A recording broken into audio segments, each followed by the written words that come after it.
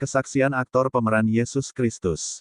Jim Caviezel adalah aktor Hollywood yang dipilih oleh Mel Gibson untuk memerankan sosok Tuhan Yesus dalam film The Passion of the Christ.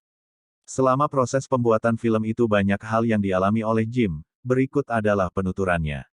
Sebagai manusia biasa saya menjadi gentar dengan resiko tersebut. Umumnya aktor pemeran Yesus di Hollywood tidak akan dipakai lagi dalam film-film lain. Ditambah kemungkinan film ini akan dibenci oleh sekelompok orang Yahudi yang berpengaruh besar dalam bisnis pertunjukan di Hollywood.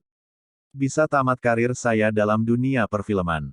Dalam menanti keputusan saya apakah jadi bermain dalam film itu, saya berkata kepada sutradara Mel Gibson. Mel, apakah engkau memilihku karena inisial namaku juga sama dengan Yesus Kristus J.C. Jim Caviezel. Kemudian umurku sekarang 33 tahun, sama dengan umur Yesus Kristus saat ia disalibkan. Mel menggeleng setengah terperengah, terkejut, menurutnya ini kebetulan yang jadi agak menakutkan. Ternyata tantangan yang saya rasakan dalam proses pembuatan film ini jauh lebih sulit daripada yang saya bayangkan sebelumnya. Di make up selama 8 jam setiap hari tanpa boleh bergerak dan tetap berdiri, saya adalah orang satu-satunya di lokasi syuting yang hampir tidak pernah duduk. Sungguh tersiksa menyaksikan kru yang lain duduk-duduk santai sambil minum kopi. Kostum kasar yang saya kenakan sangat tidak nyaman, menimbulkan gatal-gatal sepanjang hari syuting.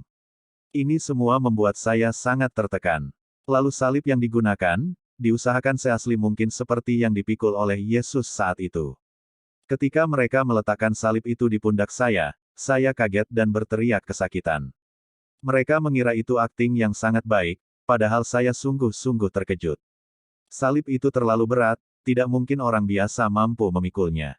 Namun saya mencobanya dengan sekuat tenaga, sehingga bahu saya copot, dan tubuh saya tertimpa salib yang sangat berat itu. Saya pun melolong kesakitan, meminta pertolongan. Para kru mengira itu akting yang luar biasa, mereka tidak tahu kalau saya sedang mengalami kecelakaan yang sebenarnya. Dalam proses pemulihan dan penyembuhan, Mel Gibson mendatangi saya dan bertanya, apakah Anda ingin melanjutkan film ini? Saya bisa memahami kalau Anda menolak untuk melanjutkannya. Saya terperangah dan berkata pada Mel, saya tidak tahu kalau salib yang dipikul Tuhan Yesus seberat dan semenyakitkan seperti itu. Tapi kalau Tuhan Yesus mau memikul salib itu bagi saya, maka saya akan sangat malu kalau tidak memikulnya walau sebagian kecil saja. Lalu saya lanjutkan, oke, Mel, mari kita teruskan film ini. Mereka mengganti salib itu dengan ukuran yang lebih kecil dan dengan bahan yang lebih ringan, agar bahu saya tidak terlepas lagi. Lalu mengulang seluruh adegan pemikulan salib itu. Jadi yang penonton lihat di dalam film itu merupakan salib yang lebih kecil dari aslinya. Syuting selanjutnya adalah bagian yang mungkin paling mengerikan, baik bagi penonton, apalagi bagi saya yang memerankannya, yaitu syuting penyambukan Yesus. Saya gemetar menghadapi adegan itu. Keder melihat cambuk yang digunakan itu adalah cambuk sungguhan. Sementara punggung saya hanya dilindungi papan setebal 3 cm. Suatu waktu para pemeran prajurit Roma itu mencambuk dan mengenai bagian sisi tubuh saya yang tidak terlindungi papan. Saya tersengat, berteriak kesakitan, bergulingan di tanah sambil memaki orang yang mencambuk saya. Semua kru kaget dan segera mengerubungi saya untuk memberi pertolongan. Tapi bagian paling sulit, bahkan hampir gagal dibuat yaitu pada bagian penyaliban. Lokasi syuting di Italia sangat dingin, sedingin musim salju. Para kru dan pemain figuran harus menggunakan mantel yang sangat tebal untuk menahan dingin. Sementara saya harus telanjang dan tergantung di atas kayu salib, di atas bukit yang tertinggi di situ. Angin dari bukit itu bertiup seperti ribuan pisau menghujam tubuh saya. Saya terkena hipotermia, penyakit kedinginan, yang bisa mematikan. Seluruh tubuh saya lumpuh dan tak bisa bergerak, mulut saya gemetar, bergoncang tak terkendalikan. Mereka harus menghentikan syuting, karena nyawa saya jadi taruhannya. Semua tekanan, tantangan, kecelakaan dan penyakit mengakibatkan saya sangat tertekan. Adegan-adegan tersebut telah membawa saya kepada batas kemanusiaan saya. Dari adegan ke adegan lain, semua kru hanya menonton dan menunggu saya sampai pada batas kemanusiaan saya. Ketika saya kelihatan sudah tidak mampu lagi, barulah mereka menghentikan adegan itu. Ini semua membawa saya pada batas-batas fisik dan jiwa saya sebagai manusia biasa. Saya sungguh hampir gila dan tidak tahan dengan semua itu, sehingga seringkali saya harus lari jauh dari tempat syuting untuk berdoa. Hanya untuk berdoa, berseru pada Tuhan kalau saya tidak mampu lagi, memohon kepadanya agar memberi kekuatan bagi saya untuk melanjutkan semuanya ini. Saya masih tidak bisa membayangkan bagaimana Yesus sendiri melalui semua itu, bagaimana menderitanya dia. Dia bukan sekedar mati, tetapi mengalami penderitaan luar biasa yang panjang dan sangat menyakitkan, bagi fisik maupun jiwanya. Dan peristiwa terakhir yang merupakan mujizat dalam pembuatan film itu adalah saat saya ada di atas kayu salib.